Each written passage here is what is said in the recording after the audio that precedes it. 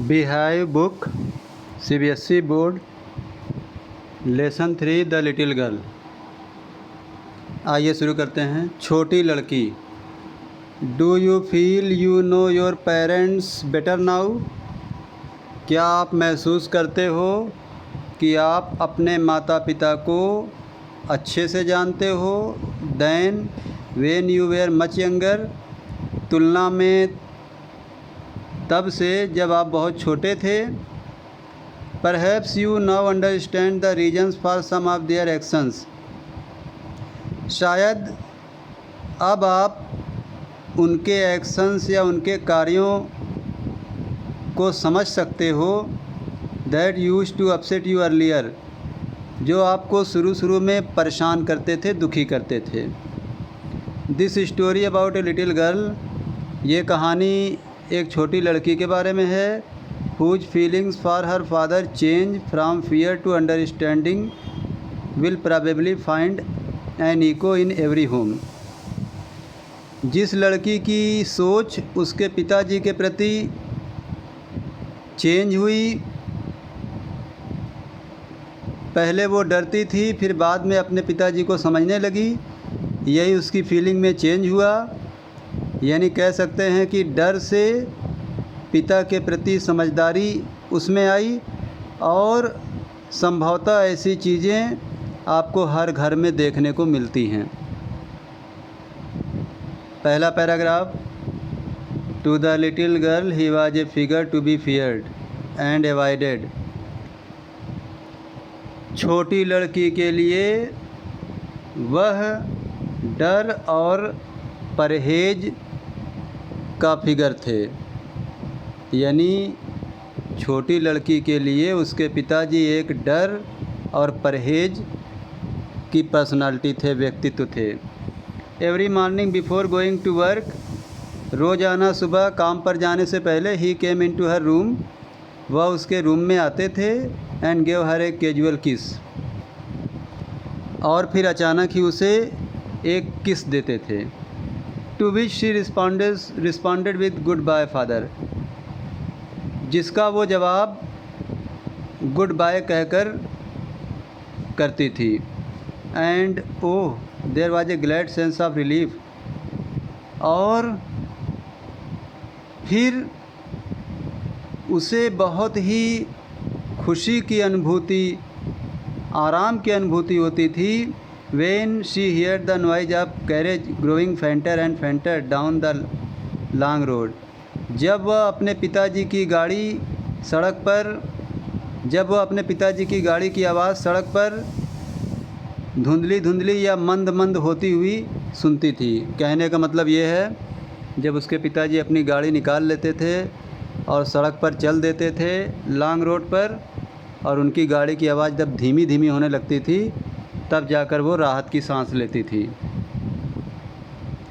कहने का मतलब वो पिताजी से बहुत डरती थी। वो चाहती थी कि मेरे पिताजी जल्द से जल्द घर से बाहर निकल जाए तो अच्छा है। In the evening when he came home, शाम में जब वो घर आते थे, she stood near the staircase, वह सीढ़ी के करीब ही खड़ी रहती थी। And heard his loud voice in the hall, और वह अपने पिताजी की तेज़ आवाज़ हॉल वाले कमरे में सुनती थी। जैसे पिताजी क्या बोलते थे, bring my tea into the drawing room, मेरी चाय बैठक वाले कमरे में ले आइए। Has not the paper come yet, क्या पेपर अभी तक नहीं आया है? मदर, केजिया की माँ, go and see if my paper's out there, जाइए और देखिए कि क्या मेरा पेपर बाहर तो नहीं है। And bring me my slippers, और मेरी चप्पल भी लाइए। Kezia mother would call to her, फिर माँ जो है, केजिया की माँ केजिया को बुलाती थी। If you are a good girl you can come down, अगर तुम अच्छी लड़की हो तो तुम नीचे आ सकती हो।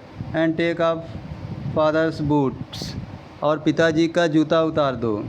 Slowly the girl would slip down the stairs, लड़की धीरे धीरे सीढ़ी से उतरती थी।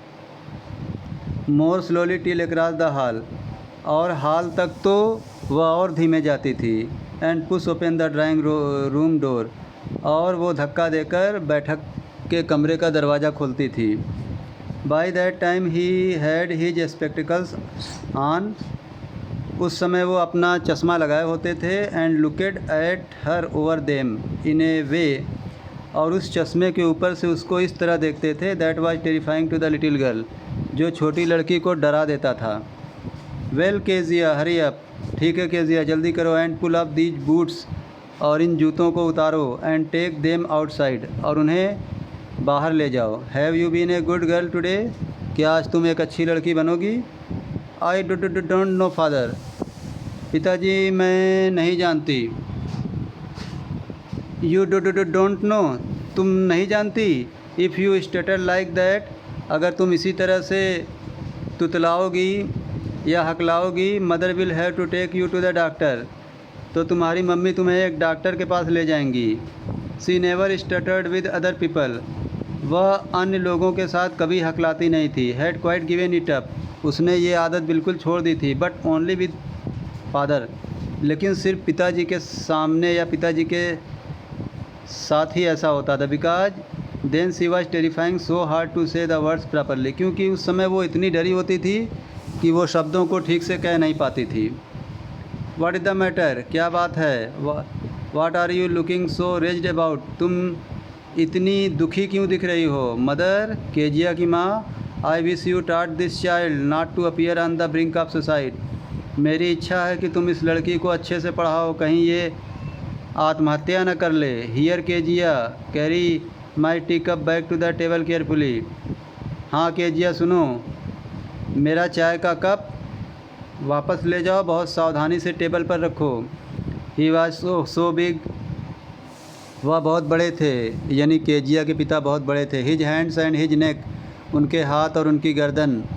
Specially his mouth when he yawned, ख़ास तौर से उनका मुंह तो कुछ ज़्यादा ही बड़ा था जब वह उबासी लेते थे।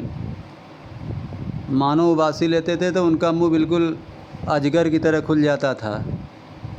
कहने का मतलब ये है, thinking about him alone was like thinking about a giant, उनके बारे में सोचना बिल्कुल किसी विशालकाय दानव के बारे में सोचने जैसा था। On Sunday afternoons grandmother sent her down to the drawing room to have a nice talk with father and mother, रविवार को दोपहर बाद दादी माँ उसे बैठक वाले कमरे में भेज देती थी कि वो अच्छे से पिताजी और अपनी माताजी से बात करे। किसे? केजिया को। But the little girl always found mother reading and father stretched out on the sofa, his handkerchief on his face and his feet on one of the best cushion, sleeping soundly and snoring.